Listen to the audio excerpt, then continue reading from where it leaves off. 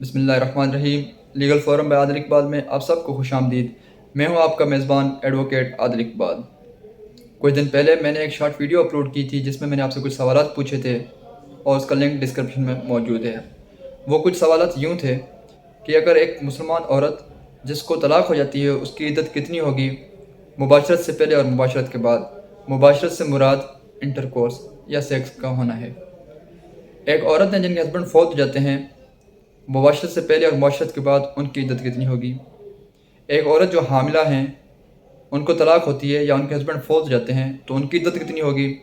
The last question کہ ایک عورت ہے جن کو حیض نہیں آتے کم عمر ہونے کی وجہ سے یا عمر رسیدہ ہونے کی وجہ سے، تو ان کی عدت کیا ہوگی؟ یہ آج میں آپ کو اس ویڈیو میں بتاؤں گا اور قرآن شریف کی آیات کے ریفرنس کے ساتھ بتاؤں گا۔ تو اس ویڈیو کو اینڈ تک دیکھیے اور سارے سوالات کا جوابات جانیے۔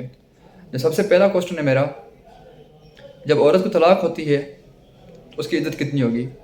اس کی عدت ہوگی 3 مہینے۔ قرآن شریف کی آیت قرآن شریف کی سورت البقرہ آیت نمبر 228 میں بتایا گیا ہے۔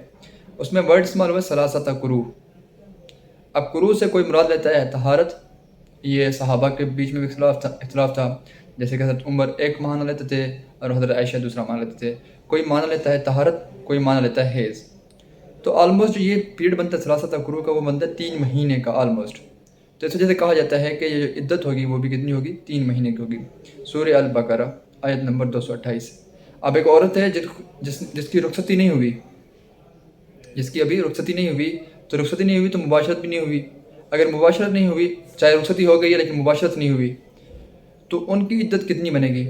ان کی کوئی عدت نہیں بنے گی۔ یہ بتایا گیا ہے سورہ الاحزاب آیت نمبر 49 میں۔ اب عدت جو ہم اس میں طلاق والی صورت میں کر رہے ہیں اس کی ایک حکمت ہے۔ وہ حکمت کیا ہے کہ وہ یہ دیکھنا ہے، وہ یہ ڈیسائیڈ کرنا ہے کہ آیا کہ حمل ٹھہرا ہے کہ نہیں ٹھہرا۔ اگر مباشرت ہوئی نہیں ہے، سیکس ہوا نہیں ہے، تو حمل ٹھہرنے کا کوئی چانس نہیں بنتا۔ تو اس وجہ سے 3 مہینے کے بعد 3 مہینے ویٹ کرنا پڑتا ہے، کیونکہ آیا ہو جاتا ہے، ظاہر ہو جاتا ہے کہ مباشرت حمل ٹھہرا ہے کہ نہیں ٹھہرا۔ 3 مہینے کے بعد پتہ چل جاتا ہے کہ حمل ٹھہرا ہے کہ نہیں ٹھہرا۔ اگر 3 مہینے کے بعد حمل نہیں ٹھہرا تو عدت ختم۔ اگر حمل ٹھہر جاتا ہے تو پھر عدت ختم ہوتی ہے بچے کی پیدائش کے بعد۔ یہ عدت کی حکمت ہے کہ یہ چیک کرنا ہے ہم نے کہ آیا کہ حمل ٹھہرا ہے کہ نہیں ٹھہرا۔ اب اس کے علاوہ جو عورت فوت ہو جاتی، جن کے ہسبینڈ فوت ہو جاتے ہیں، تو ان کی عدت کیا ہوگی؟ وہ بتایا گیا سورہ البقرہ آیت نمبر 234 میں۔ یہاں پہ ہم نے وضع الحمل کا بھی متعین تو کرنا ہی کرنا ہے، لیکن اس کے پہلے اس کے علاوہ کیا ہوتا ہے، ایک دکھ، ایک روگ کی جو عدت ہے وہ بتائی گئی ہے کہ 4 مہینے اور 10 دن تک عورت جو ہے اس کے روگ میں رہ سکتی ہے۔ تو یہ عدت جو ہے، عورت جس کے ہسبینڈ فوت ہو چکے ہیں، چاہے وہ مباشرت ہوئی ہو چاہے نہ ہوئی ہو، تو ان کی عدت کتنی بنتی ہے؟ 4 مہینے 10 دن۔ سورہ بقرہ کی آیت نمبر 234 میں آپ کو یہ بتایا جا رہا ہے۔ اب جو عورت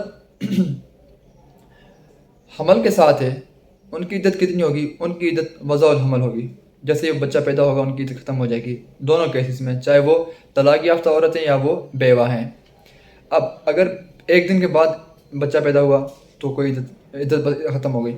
2 دنوں کے بعد بچہ پیدا ہوا، عدت ختم۔ 2 گھنٹوں کے بعد بچہ پیدا ہوا تو عدت ختم۔ یہ آپ بتایا گیا سورہ طلاق آیت نمبر 4 میں۔ اس کے علاوہ سورہ طلاق کی آیت نمبر 4 میں آپ کو بتایا گیا ہے کہ جو عورتیں حیض سے نا امید ہیں کم عمر کی وجہ سے یا عمر رسیدہ ہونے کی وجہ سے، ان کا جو پیریڈ ہے وہ کتنا ہے؟ 3 مہینے ہے۔ عدت کا جو ان کا پیریڈ ہے وہ کتنا ہے؟ وہ 3 مہینے کا پیریڈ ہے۔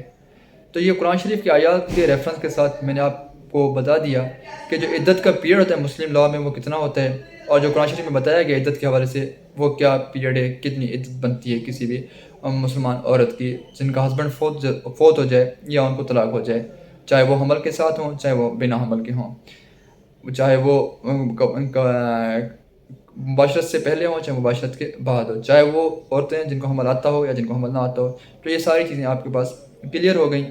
تو آلموسٹ یہی ساری چیزیں ہیں عدت کے حوالے سے، اور یہی کنڈیشنز ہیں کہ جس میں عدت آپ کے اوپر فرض ہوتی ہے۔ کھلا میں بھی یہی سین ہے کہ آپ کے پاس جو عدت ہوتی ہے وہ 3 مہینے کی ہوتی ہے۔ تو عدت کا جو مطلب ہے، جو مقصد ہے، جو حکمت ہے وہ کیا ہے؟ حمل کو دیکھنا کہ آیا کہ وہ ٹھہرا ہے کہ نہیں ٹھہرا۔ دس از آل۔